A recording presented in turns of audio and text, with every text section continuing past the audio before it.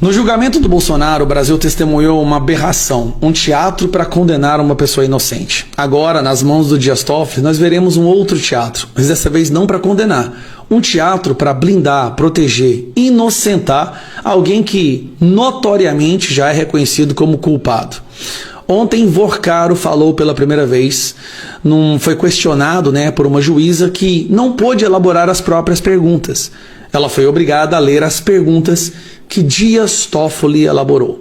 E aí vem a parte estranha. Perguntas superficiais, perguntas que não mencionaram o contrato da esposa do Alexandre de Moraes, que não mencionaram os irmãos do Dias Toffoli, que não mencionaram o primo do Dias Toffoli, nem os escritórios de advocacia que defenderam o Vorcaro, que curiosamente não mencionaram as visitas no Palácio do Planalto. Perguntas que não perguntaram nada. Mas teve dois momentos nesse teatro que chamaram a atenção. Em um deles, foi pedido para que o Vorcaro abrisse o sigilo do seu celular.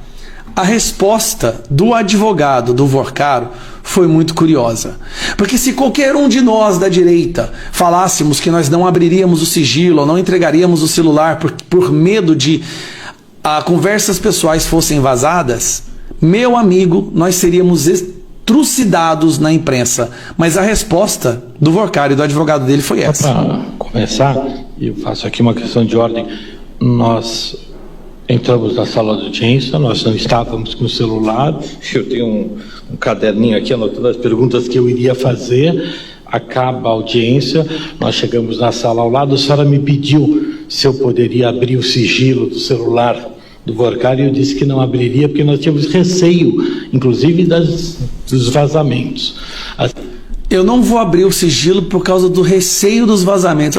A próxima vez que o Alexandre de Moraes mandar a Polícia Federal aqui em casa, eu vou falar isso. Questões colocadas aqui pela senhora, questões que vieram do ministro Dias Toffoli, já estavam sendo noticiadas pela Malu Gaspar, e falo com tranquilidade porque nós processamos, inclusive, a própria Malu Gaspar. Então, não veio da defesa e não nos ajude em nada isso. Mas é bom que fique consignado que as perguntas que foram feitas, e aqui nós respeito pelas autoridades, mas é bom que se diga, as perguntas que foram feitas hoje aqui pela senhora, que eram perguntas ditas pelo ministro, estavam... Perguntas ditas pelo ministro, ou seja, ela não pôde elaborar as próprias perguntas. Na imprensa noticiadas quando acabou o ato.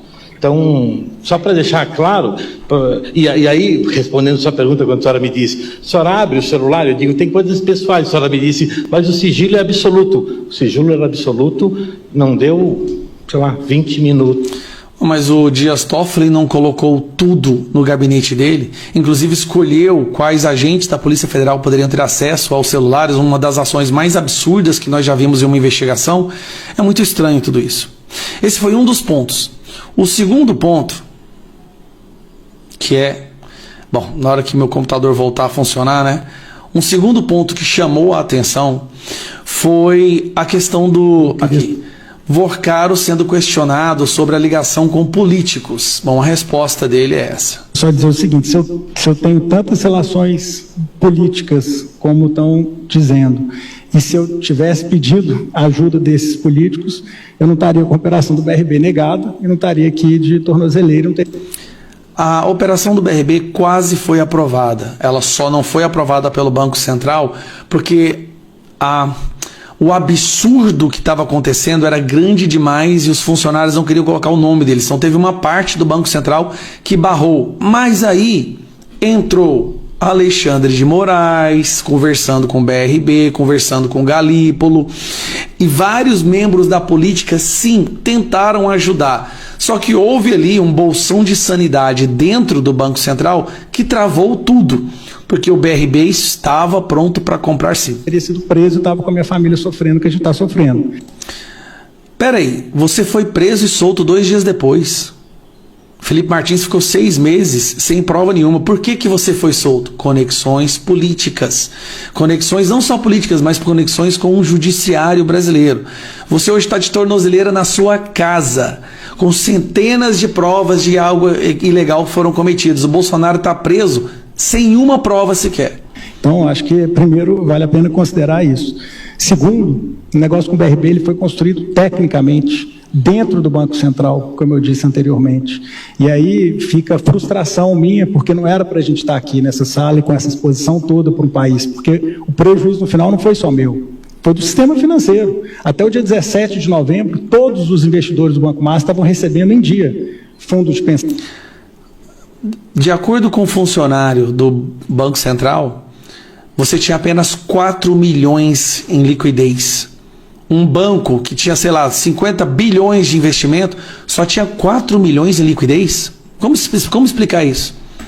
São clientes, pessoa física, todo mundo estava recebendo em dia, com muito custo, porque eu estava sofrendo uma pressão, já não era de hoje, já era de muito tempo.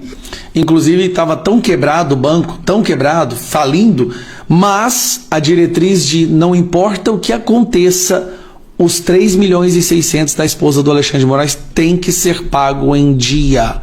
Ou seja, você tinha apenas mais um mês com dinheiro em conta para pagar apenas mais uma parcela da esposa do Alexandre de Moraes quando o banco foi liquidado.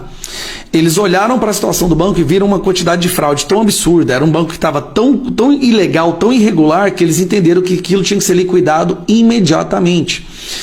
E aí, trago isso aqui para vocês, ó. PF encontrou indícios sobre políticos em investigação do Master. Eu achei isso interessante, sabe por quê? Porque nós temos aí 268 assinaturas da CPMI do Banco Master, porém, ninguém do PT assinou e o líder do governo do Lula está trabalhando para rejeitar a CPI. Por que o governo está trabalhando para proteger um banqueiro, sendo que era um governo que se dizia contra os banqueiros, né? Acho que está bem claro o medo do governo, porque o Banco Master chegou até o Palácio do Planalto. Literalmente chegou e 4 vezes.